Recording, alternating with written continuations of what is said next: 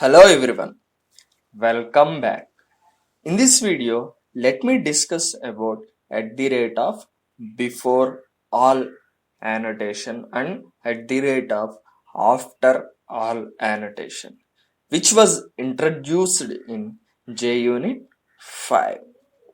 First of all, let me discuss about what is at the rate of before all annotation and how it could be implemented, and also we will discuss about the rules and regulations of implementation of the at the rate of before all annotation. At the rate of before all is used to signal that the annotated method should be executed before all tests in the current test class. First of all, let me take a method public static integer add method which takes the int a comma int b that returns the a plus b. This is the method.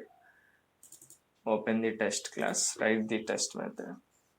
Public void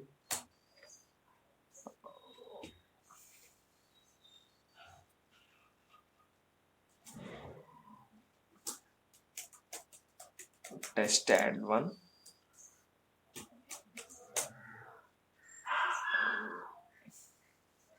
assertions dot set equal and the expected 2 comma and the actual should be, I'm calling the event test class in which I have implemented this event test class in which I have implemented the add method. I'm calling this method here event test dot add that takes the 1 comma 1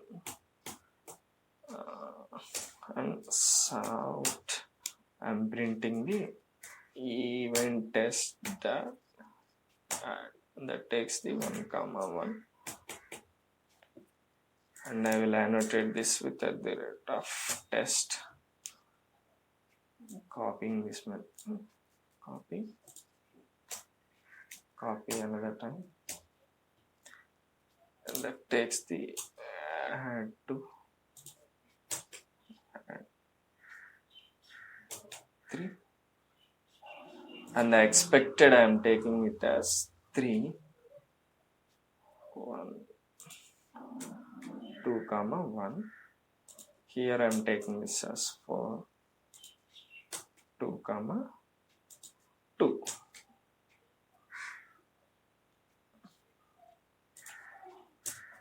Two comma 1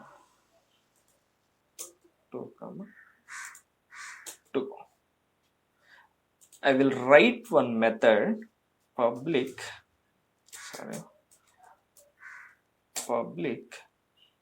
static void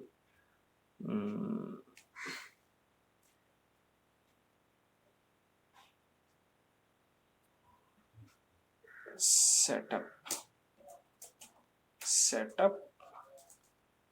before all. I will initialize the before all. Annotate this with at the rate of before all. Here sound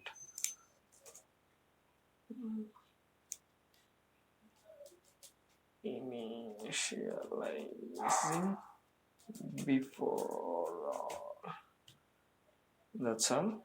Here let me discuss about the rules and regulations of at the rate of before all implementation. First of all, at the rate of before all is used to signal that the annotated method, this method that the annotated at the rate of before all method is used to signal that this corresponding method should be executed before all tests in the current test class. This is the current test class. This corresponding method should be executed before should be executed before all tests. This corresponding all the three tests. This at the rate of before all annotated class, test class, this test method will be executed if we annotated this method with at the rate of before all. This method will be executed before all this corresponding tests class. And also at the rate of before all method must be a void, this method should be a void, and the return type must be void, and it must not be private, and it must be static. This corresponding annotated at the rate of before all method must be static. These are the rules. Let me run this application. Control Shift.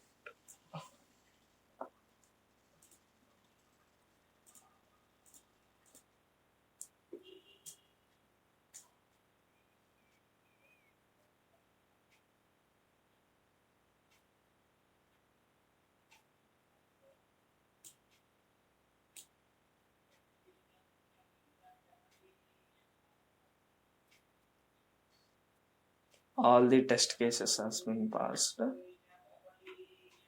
and see here, this before all annotated method has been printed before the corresponding output 2 3 4, and all the test cases has been passed. If we annotated this with at the rate of after all, let me run it.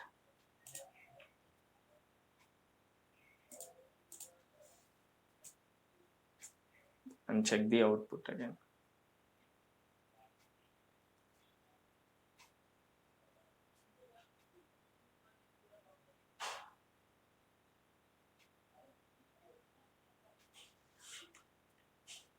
See here, the after all annotated method, test method is executed after corresponding all the tests are cleared and the output has been produced. After that, this corresponding method has been executed. Same, the rules for the at the rate of before all and at the rate of after all annotation are same. At the rate of after all method must be a void, and return type should be the return type must be void, and it must not be private. And it must be static. That's the difference between at the rate of before and at the rate of after all and before all. That's it. These are the three test cases has been passed, and after that after all annotated method has been produced the output. If you annotated this with at the rate of before all, and if we run it again,